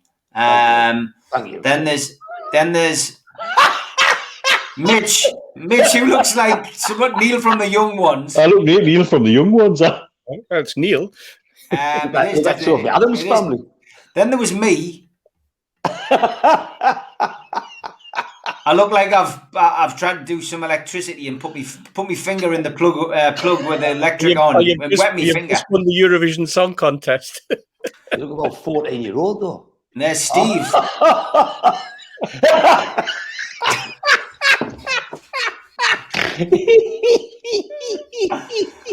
Oh my God! I don't know what to make of that, Steve. I really don't know what to make of that. I can't. Once you've seen it, you can't unsee it. He looks like some sort of strange Japanese YouTuber. This whole women thing. It started to take a weird turn, didn't it? Yeah. People suddenly started saying that they found we're attractive. That was the most worrying part for me, I must admit. Yeah, I mean, this isn't the winner. This was another one which I got sent late, which is why does Tim Healy have you by the throat, Steve? And this was me and Malcolm went down and did the me and Malcolm were down at the schooner with Dino this week doing the quiz, but the guy's like trying to tell us something. He hasn't got his hand around me now, but it does look a bit like Tim Healy. That wasn't the winner though. This was the winner. Which was sent to us early last week, and it was Toon Lookalikey. Fantastic. Paul Grazy, well done, son. And he's got Mitch, who looked obviously like the lion on the poster. Looks like the Keith Lemon character, the bear. So well done, mate. Oh no, my tail has popped out. Oh no, my tail has popped out. Exactly. So that completes this week's Lookalikes. Make sure you send them to Keith Patterson, to Mitch, or to me. Don't send them to Steve Hasty because most of them are like Steve Hasty.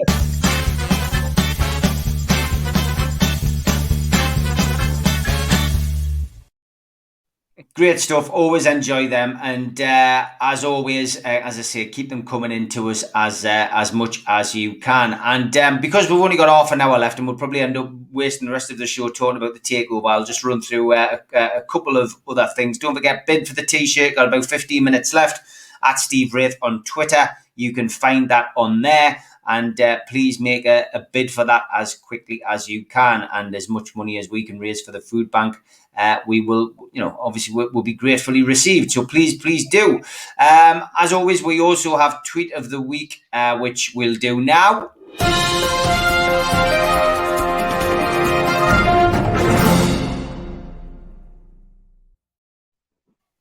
Yeah, there were some great tweets this week, and as always, Steve Hasty is always happy to run through them. So, in no particular order, Steve, here we go. This was the first one. This was from Michael Anthony, not the Michael Anthony. I think from a certain band Van Halen that we were getting impersonated on, but. Got to say, fellas, Steve Hasty dressed as Dorothy was the most challenging. But I got there in the end. This is where it started the drift. This is when I started to worry. Right? Look, no word of a lie. And I think Terry's response, which is that's class, but a little bit. But then he liked it as well. It was scary. This is where it gets into the realms of scariness, lads. Really, honest. It is okay. Right. So then we've got Billy. We've got Billy G. Finding Bigfoot team up a mountain track in Indonesia, looking for the mythical creatures, and find a Newcastle fan going on walkabout. There's a bloke. There he is. He's got the old brown ale top on. Keith's. It's not the one Keith's wearing at the minute. It's the same season though. But what's the chances of that happening? Dear me, that shows you. We were famous once, lads. Absolutely brilliant, isn't it? Steve, that reminds me of a mate of mine who did some work for an oil company. He was taken out to the Andes, and he was flown into Peru and then taken by a helicopter somewhere else, and then a light plane somewhere else. And he steps out the light plane and he's greeted by two kids in Newcastle shirts. It's like, what the hell? Back in 2007, my daughter went to Ghana with the girl guides on a trip, and she took a Newcastle top. And she wanted to give it to a little kid, and the little kid went, No, I've already got it. That's a classic, that, like. Brilliant. Absolute classic. Okay, this was the next one. Yes, this one was Chunk Soul Brother, my tribute to the great man. And there's the gloves, there's the shirt, and there's Pav's book. What a brilliant book as well. And that was a great reply to Gavin and to you. And the rest of Newcastle fans. Well done, Chunks. Brilliant shirt, brilliant pair of gloves, but a great book as well. A great book. And what we were lucky enough, Steve, you're lucky enough to invite me along to the Irish Centre when Pav was signing the books, which was only a fortnight, 3 weeks before he passed away, so tragically. But what an honour that was! What an absolute honour! Beautiful man, gentleman. Okay, this one wasn't good enough for a lookalike, but it was Albert. No, this is and Albert's been the bane of our life this week, mind. Thanks, Albert. You're a gent. Mitch and Mr. Hasty having a break before recording NUFC Matters, and there's the characters from Benidorm. We've been getting pelters, haven't we, Mitch? Aye. And then we've got from Steve Wraith, Joe Linton seen sporting a new haircut. Yeah, not as bad as a certain Paul Pogba's haircut it was on, was it Monday night when they got knocked out? There he was doing his dance with his haircut, doing everything, 3-1 up, and then they went. What a shame. That's what happens when you have dodgy haircuts. And here's me dad, it's coming home.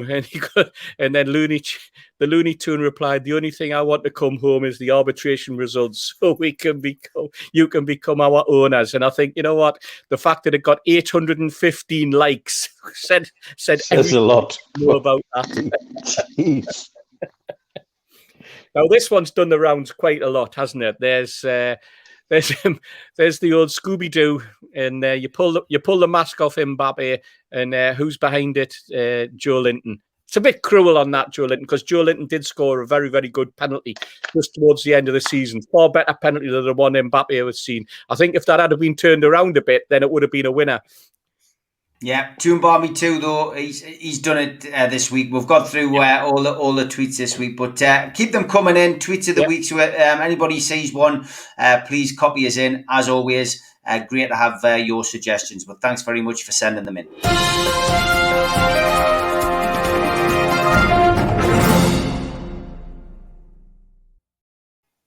Yeah, keep your tweets of the week coming in and your Toon lookalikes. Contact me and the lads on Twitter.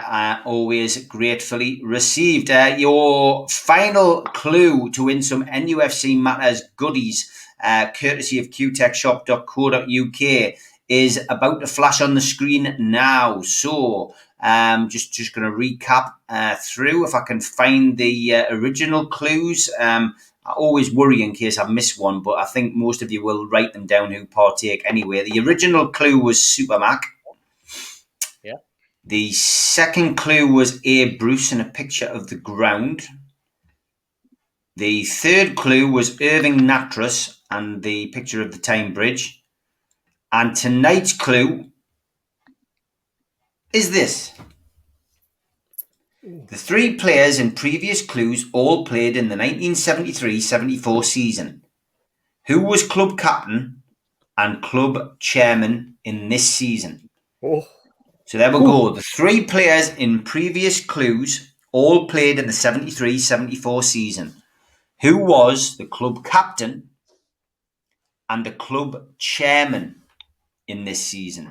So get your answers into the chat. And John will pick the winner. And that'll be up to John because, as I say, we're not live tonight. This is a pre-record. So John from QTech's decision is final. Good luck. Hope you win tonight, guys and girls. And I will leave you in the capable hands of John. And I'm sure John will let me know who won. And we will announce that next week. And if Julie is watching, it is that time.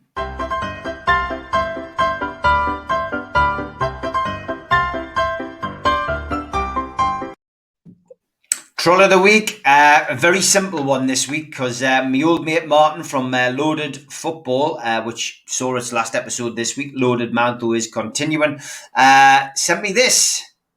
If I'm not on Troll of the Week, Steve Wraith, I'm going to come and find you. And that was because of David's message, Erotic Carradine. That's an interesting name. I wonder, David Carradine, the one who used to walk across the desert, like in Kung Fu. Can you fit your needy tongue any further up his rectum? I presume he was talking about me, Martin. But there you go, Martin. You've made it.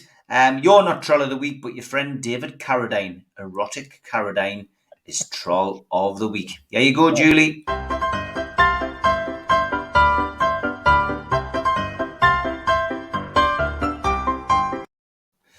I do still enjoy them, guys. There's certainly less and less grief for me, but there's certainly still people out there who like to have a laugh, and certainly a lot of people who like to copy us in on that. But yeah, great stuff, Martin. I hope you were happy with that.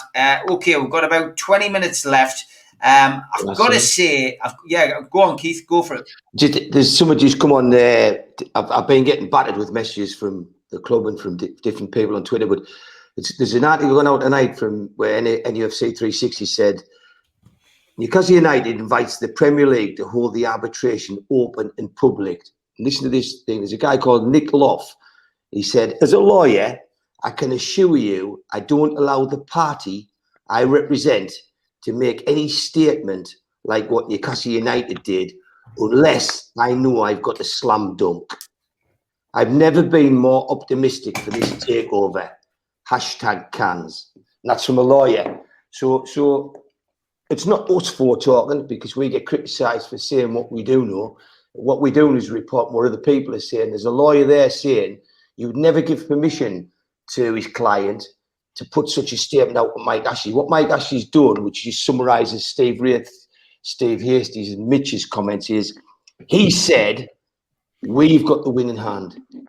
And what he's saying is the only way you'll stop this going through is with foul play. So what we've got to do now is we've got to work us fans have got to get this case into the public. How could we not get the takeover by allowing the EPL to do what they're doing? And some people might think it's optimistic, but it's a massive, massive statement from Ashley tonight to say, look, we want a war with you. We want this public. And that lawyer's just said there, I'd never let a client do that unless I had a slam dunk. So that lawyer's saying they must have something massive to do with the arbitration, that they want this to go public. I've changed my name, Keith. What have you done? Gans.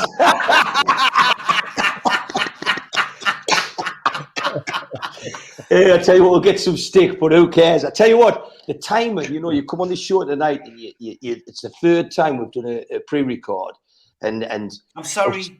I was talking to a couple of people tonight. They said, "Oh, Steve says you're doing a pre-record," and he said, "What were you talking about?" I said, "I haven't got a clue, because nothing's pre-recorded." When Steve Ray said tonight, he says, "I've got something here off a journalist." I thought, "Oh God, another one of these things that you don't know what." You never get told what we're talking about. There's nothing gets sent around amongst us. But when we come on here, the four of us, you just start talking, and before the time always runs out. But you couldn't have made that up tonight, and I apologise for zipping off, but I mean, it's just all played out. When people watch that, they watch the time of this programme, I put a tweet out before that went out. I put a tweet out for 8 o'clock before it went out on Sky. And as soon as I was announcing the news after, Steve Wraith sit with it in his hand, and to read it, to me, I'm inside smiling and grinning. I'm thinking to myself, like, when I achieved my personal goal, it was when I got the competition action into court. That's really as much as one fan can do. You get into millions and millions of pounds there. So to get that into court, I knew I'd put the cat amongst the pigeons. I knew the shit that would develop would be too great. But I also knew by talking to the lawyers and the QCs that they knew that they had a good hand, and they always just wanted it to go public. And you might say, some of you might say, well, it might still not go public. The Premier League now know tonight that Newcastle's put the gauntlet down and said, we know we win. Come clean. Let's have it on the table. If you've got nothing to hide, let's have it on the table. Because I tell you something, this takeover has to happen. It's not ifs or maybes. If it doesn't happen, it'll be an absolute travesty. But I'll tell you something. I've said to you on here, we've all four of us said it, and Liam Kenny said it. When it's all over, we'll all tell our side of the story. We'll come forward and we'll tell you what we weren't allowed to say. And I've signed the NDA. I can't talk. But I'll tell you what, Mike Ashley, multi-billionaire, is going to have his say. He ain't losing this deal and this takeover without having his say, no matter what happens. You might have to go through a process of the arbitration, but I tell you, they turn the screw now. It's ours. It's ours to get. We've got to get this done. I knew that call was serious because A, I've never seen you so quiet, and B, your glasses went on. I've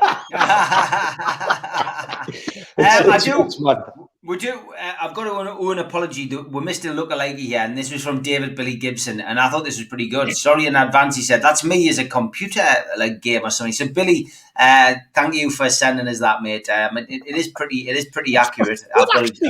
That's really good. That one, yeah. It was, yeah. So sorry that slipped through the net, and I did get sent this as well. Just clearing up as well. That is from Dan, Ric Flair.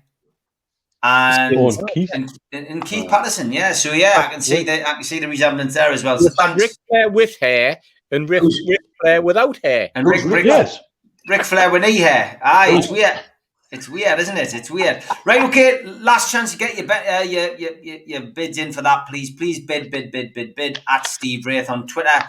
Let's get a decent amount in for the food bank, and that's it. We'll be moving on to a new T-shirt very, very soon. Big apologies to Joe Walker, Toon Tipster, who thought he was going to come on live this week. And again, a pre-record means he's not. And let's hear what he's got to say.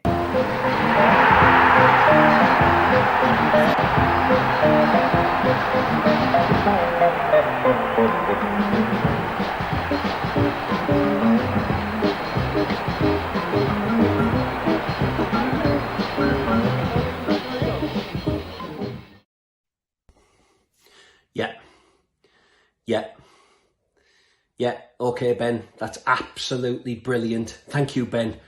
We've got sponsorship for our podcast. Wait till the fans hear who we've got lined up.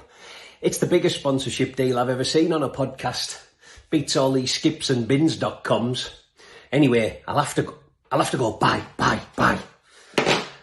Hey lads, thanks for having me on live. Steve Hasty there, look, what a guy. Everything he does for the food bank. Newcastle legend, Neil Mitchell. This is the man that's done more for Middle Eastern underpants sales than anybody else. Keith Patterson. There he is. What an honour it is. What a bloke. He's the only fella I know who's got a bigger cat obsession than Julie Baker. Mind you, Julie's is real and we have all seen it. Ha ha, just kidding, Keith, lad. Stevie Wraith, there he is. Stevie, how you doing, son? Thanks for having me on, mate. I've been dying to come on live since you very first mentioned it to me. What an honour, Steve. Everything you've done for us throughout this pandemic has been absolutely incredible. Where do you want me to start then? Best match, first game I've ever been to, favourite third kit away socks, favourite Honduran to play in goal. Come on, Steve, let's have a bit of crack. Steve? Oh, you are joking. You are joking. Pre-record, hat-trick, it's never been known. Anyway, if anybody is actually interested in anything I've got to say, unlike these four monkeys, can I just say what a week of football it's been. Outstanding knockout football, and I hope you'll all agree. And as you can imagine, with a lot of the big boys out, including Germany, the market has been blown wide open. Surprisingly, or unsurprisingly, I guess, England are now the favourites to win the cup. And you know what? We can start to believe, looking at that draw, that it might be coming home. Did you hear me, Keith? We might be able to deliver on something. Anyway, if you do fancy England, they're at 13-8 to lift the pot. Spain come in at 3, Italy at 4-1, and if you fancy Belgium still, they remain at 7-1.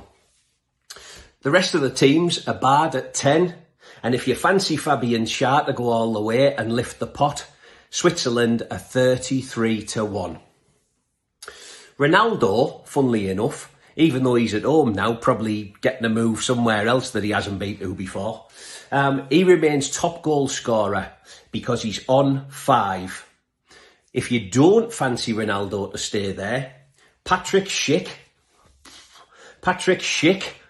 of the Czech Republic is 4-1 and he needs one more. Last week's favourite, Romelu Lukaku, is on 3 goals, so he's 6-1 if you fancy him to get 2 more. And Raheem Sterling also needs 2, and he is 7-1.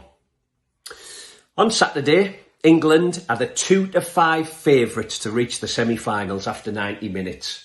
The draw's there at 7-2, and for whatever reason, if you fancy an upset, you can get odds of 15-2 on the Ukraine.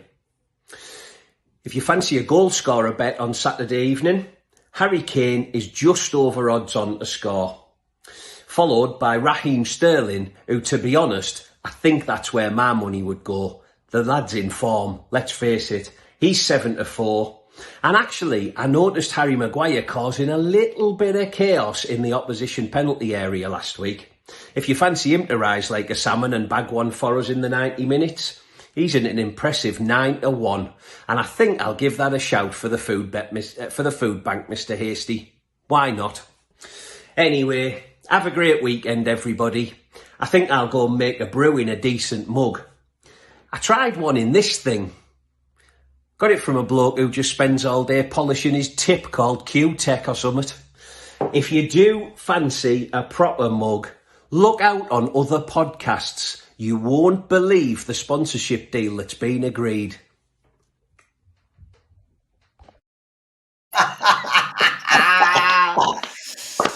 I am so sorry, Tune Tipster. We'll definitely get you on live next week, unless something else comes up, of course. But yeah, we'll definitely get you on live next week. Fantastic, great stuff as always. And as always, as Joe says, please bet responsibly. So, okay, last 10 minutes, and you can't believe that show has flown over quite as quickly. Again, without the people in the chat, we do miss having those people there.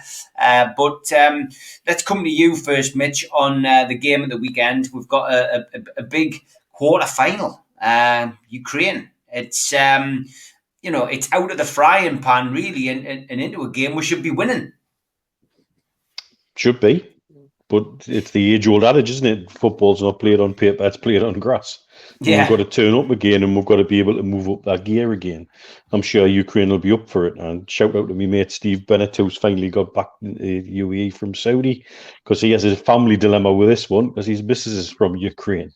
So she'll be shouting them on from Kiev while he's here in Dubai. So hopefully it all can be resolved, whatever happens. But it's an opportunity to then put we're in a semi-final effectively at home. And if that's not motivation enough, I don't know what is. It's a ground that is as famous as Wembley in many ways. And it's one that should inspire people once you step into that arena. Been fortunate enough to watch us at that ground once, and it's a fantastic environment, fantastic place to play football.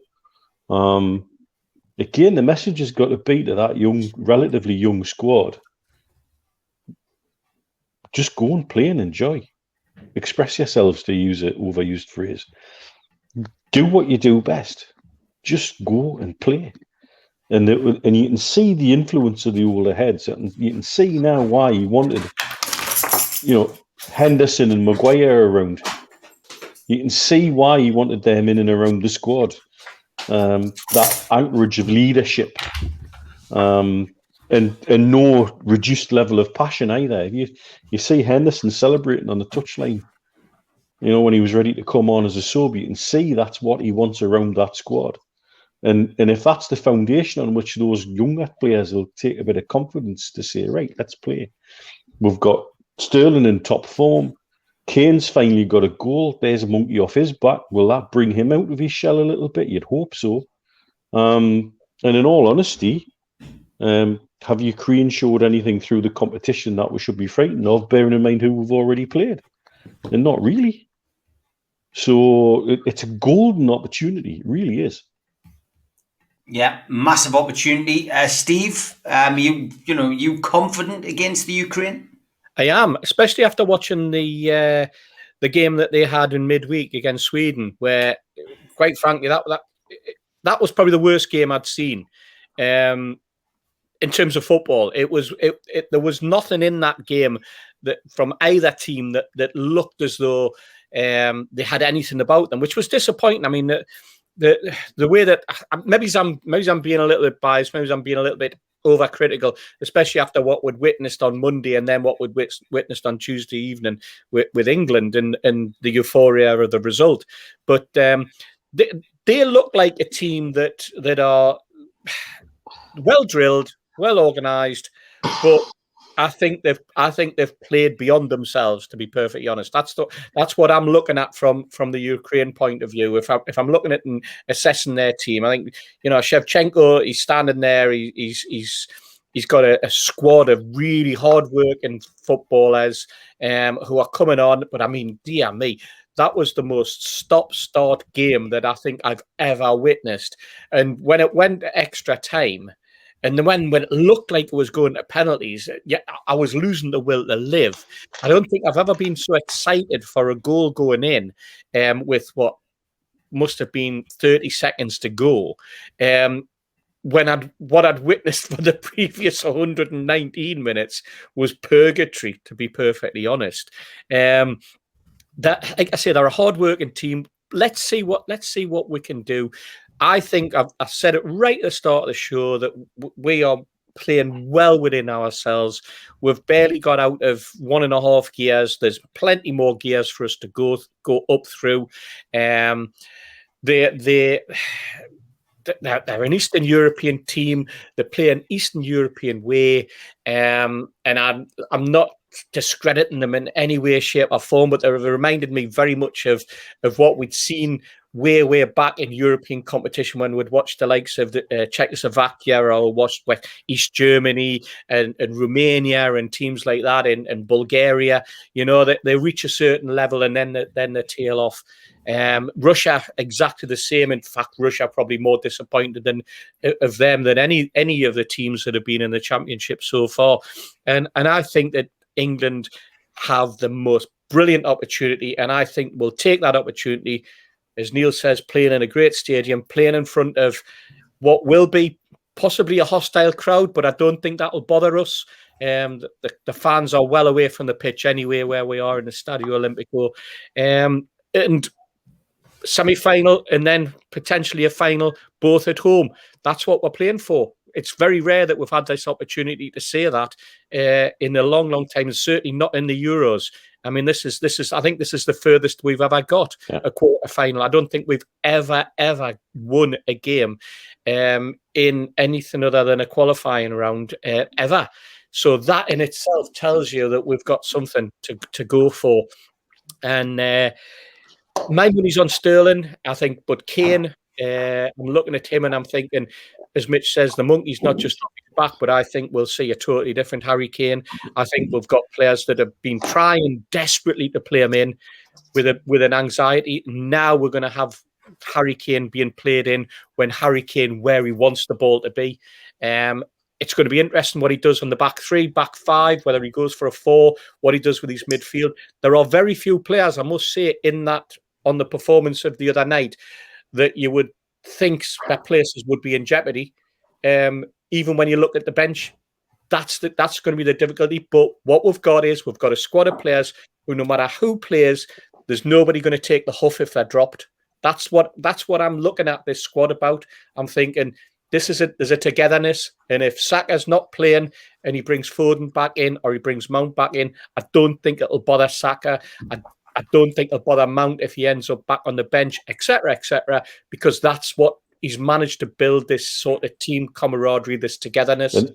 And we saw it with Grealish when he didn't get selected, but he came on and played as though he'd started the game.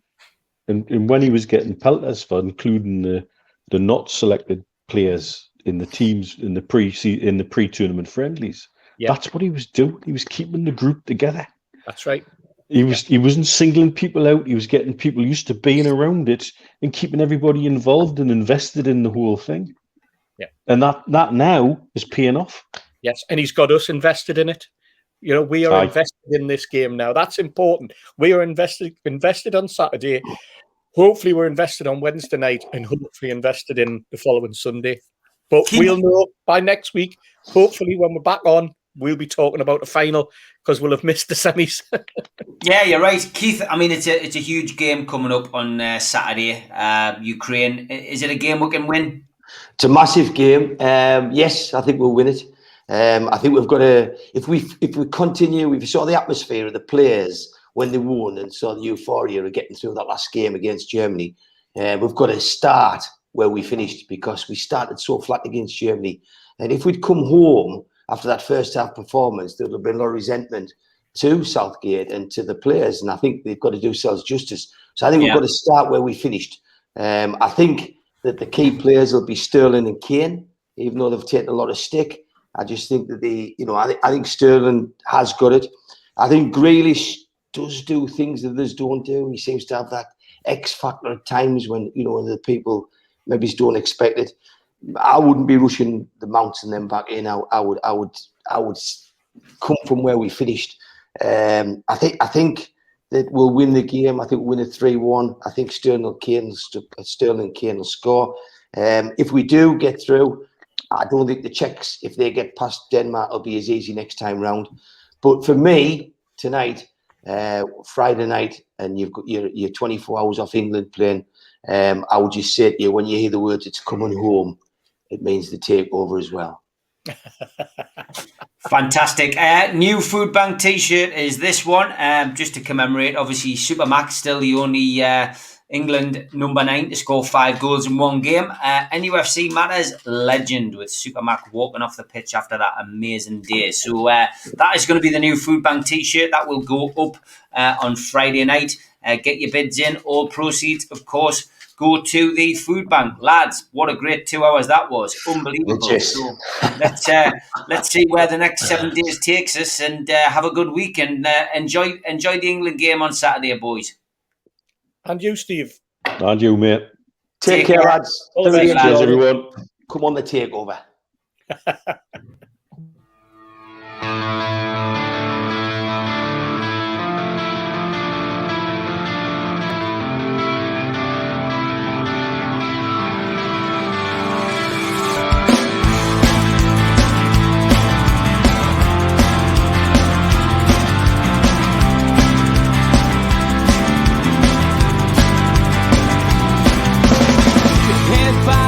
Critics attack. It feels like I've been talking to myself again. But it's the only way you're ever gonna learn. You look back and it's all in the past.